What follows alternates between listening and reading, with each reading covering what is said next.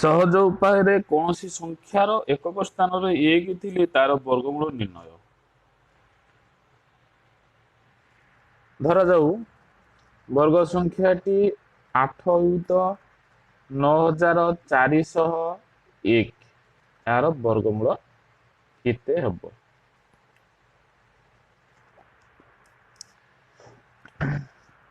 ପ୍ରଥମେ କଣ କରିବା ନା 8,9401 ର ଡାହାଣ ପଟରୁ ଦିଟା ଅଙ୍କ 1 0 ମଝିରେ ତାପରେ ଗାର ପକେଇବା। ବର୍ତ୍ତମାନ ଦେଖିବା 894 ପାଖାପାଖି ବର୍ଗ ସଂଖ୍ୟା 900 ଯାହା 30 ର ବର୍ଗ। 841 ଯାହା 29 ର ବର୍ଗ। 784 ଯାହା 28 ର ବର୍ଗ।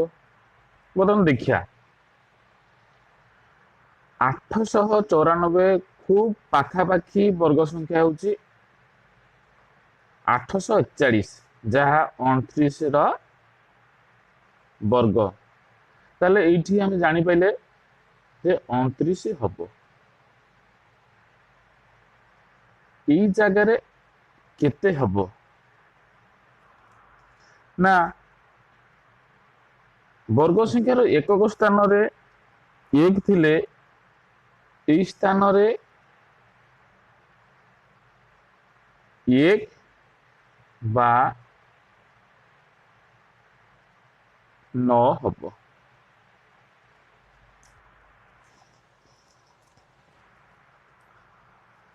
यापर कौन करिया ना 29 ର परवर्ती संख्या 30 गुणिले गुणफल हम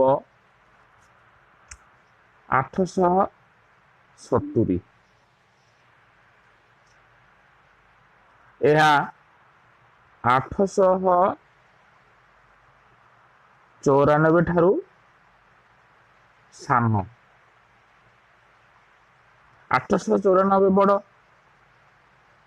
से कारण ये जगह 9 हो निर्णय वर्गमूल संख्या केते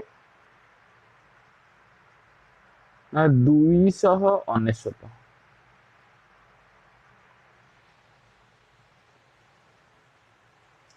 थैंक यू।